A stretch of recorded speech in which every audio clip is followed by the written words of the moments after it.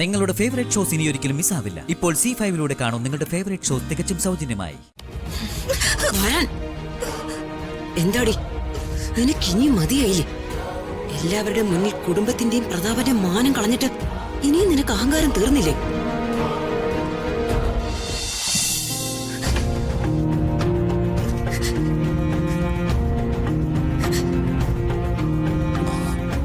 Madam കരയണ്ട.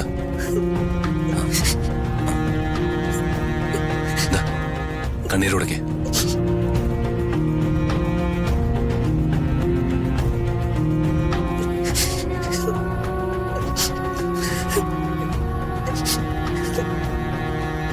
Madam ഈ വിവാഹം വേണ്ടെന്ന് മാഡം തീരുമാനിച്ചാൽ വർമ്മ സാറിനെ ബോധ്യപ്പെടുത്തി ഇത് ഒഴിവാക്കാന്ന് ഞാൻ മുൻപേ പറഞ്ഞതാണ്. അന്ന് മാഡം അത് അനുസരിച്ചില്ല. എന്നിട്ട് എന്തിനാ ഇങ്ങനെ ഒരു ഒളിച്ചോട്ടം? എന്റെ ഇഷ്ടത്തെ നിഷ്കരണം തള്ളിക്കളഞ്ഞ രാജുവിനോടുള്ള ദേഷ്യമായിരുന്നു ഈ കല്യാണത്തിന് സമ്മതിക്കാൻ എന്നെ പ്രേരിപ്പിച്ചത്. പിന്നെന്താ ഇപ്പോ ഇങ്ങനൊരു മനമാറ്റം? ചില പുതിയ അറിവുകൾ എന്റെ ജീവിതത്തിലേക്ക് കടന്നു വന്ന പുതിയൊരാൾ,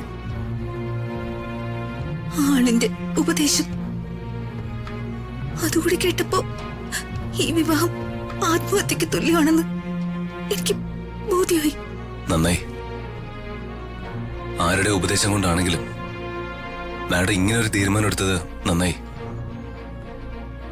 വർമ്മ സാറിനോട് കാര്യങ്ങൾ ഞാൻ പറഞ്ഞോളാം. നമുക്ക് തിരികെ വീട്ടിലേക്ക് പോവാം. ഇല്ല രാജു, ഇതിനകം ഞാൻ ഒളിച്ചോടിയത് വാർത്തയായി കാണും. അതിന്റെ അപമാനം അച്ഛനെ ഒലിച്ചിട്ടുണ്ടാവും. ഇങ്ങനൊരു സാഹചര്യത്തിൽ ഞാൻ തിരികെ വീട്ടിൽ ചെന്ന് കയറിയ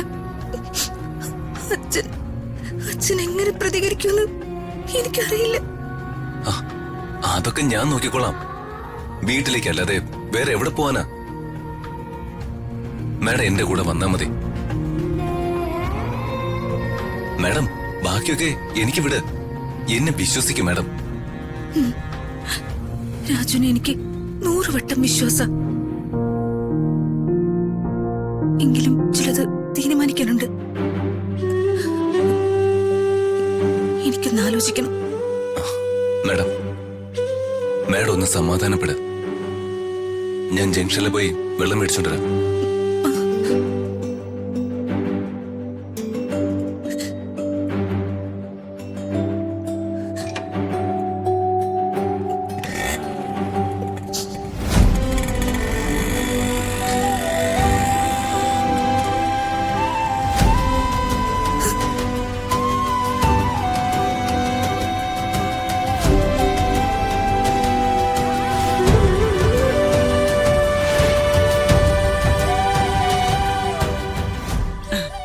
അവര് വന്നു.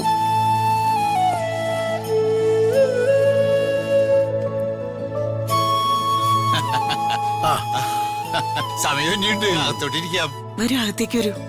വാ മോനെ. മോളെ രമ്യ. രാധമ്മ ചെല്ല്, ഞാൻ വന്നോളാം. രാജുവിനെ കണ്ടില്ലല്ലോ. എവിടെ രാജു? അവനിവിടെ ഉണ്ടായിരുന്നു. രാവിലെ എല്ലാവരും കൂടി അമ്പലത്തിൽ പോയിട്ട് വന്നതാ. അപ്പോഴാ ആരോ വിളിച്ചത്. വണ്ടി എടുത്തോട്ട് പുറത്തോട്ട് പോയി. ഇപ്പൊ വരുമായിരിക്കും. ഞാൻ കൊറേ നേരമായിട്ട് വിളിക്കുന്നു, പക്ഷെ എടുക്കുന്നില്ല. എവിടേക്കാ പോയത്? എന്തെങ്കിലും പ്രശ്നമുണ്ടോ? ഏയ്, പ്രശ്നമൊന്നും ഉണ്ടാകാൻ വഴിയില്ല. ഋതിക മാഡത്തിനൊന്ന് കല്യാണമാണല്ലോ. അവിടെ എന്തെങ്കിലും വിളിച്ചിട്ട് പോകാനേ സാധ്യതയുള്ളൂ.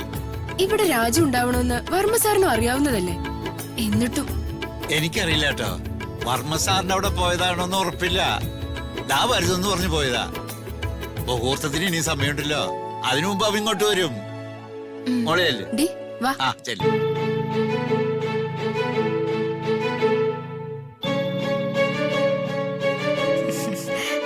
അതെ, ഞാൻ കൊറേ നേരമായിട്ട് അന്വേഷിച്ച് നടക്ക. എവിടാ?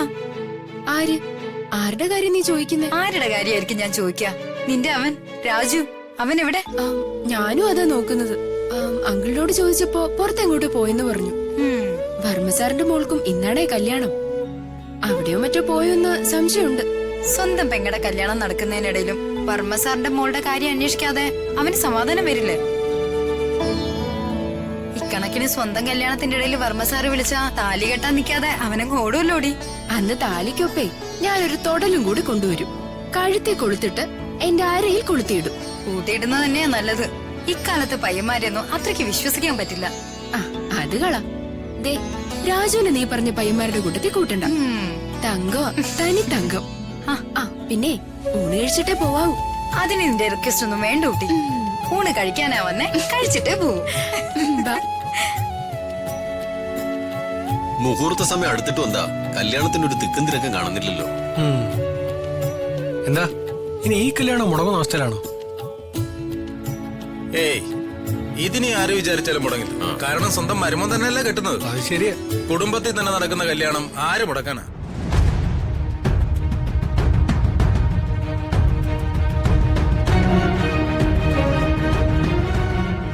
പ്രതാപ, നീ ഇങ്ങനെ ഒന്നും മിണ്ടാതിരുന്ന എങ്ങനെയാ? ആളുകൾ അതും ഇതും പറഞ്ഞു തുടങ്ങി. ഇതിനൊരു സൊല്യൂഷൻ കണ്ടുപിടിച്ചില്ലെങ്കിൽ നമ്മുടെ കുടുംബത്തിന്റെ പേര് മോശമാകും. എനിക്ക് ആലോചിച്ചിട്ട് ഒരു എത്തുപിടിയും കിട്ടുന്നില്ല. എന്നാലും ഇവളിത് എവിടെ പോയി?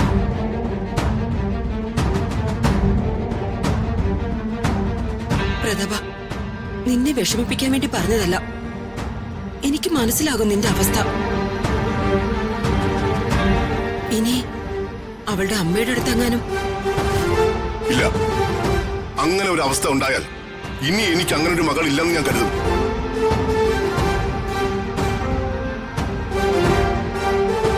അങ്ങനെ ഒരു അപമാനം താങ്ങാൻ എനിക്കാവില്ല.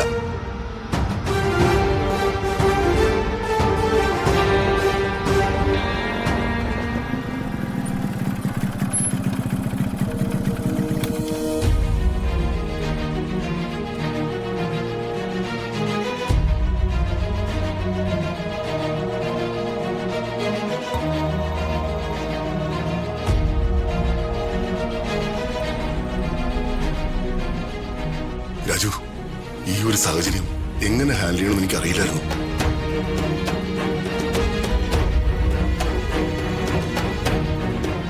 രാജു, ഈ ഒരു സാഹചര്യത്തിലും നീ തന്നെ എന്നെ രക്ഷിച്ചേ. സാർ,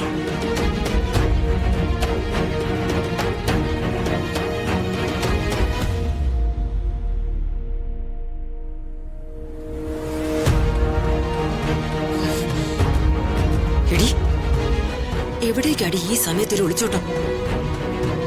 നീ എവിടേക്ക് ഒളിച്ചോടിയാലും ഇന്ന് നിന്റെ കല്യാണം ദീപക്കുമായി ഞാൻ നടത്തും. അതിനി എവിടെ വച്ചാണെങ്കിലും.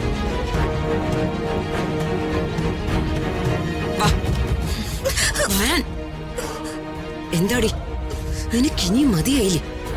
എല്ലാവരുടെ മുന്നിൽ കുടുംബത്തിന്റെയും പ്രതാപന്റെ മാനം കളഞ്ഞിട്ട് ഇനിയും നിനക്ക് അഹങ്കാരം തീർന്നില്ലേ?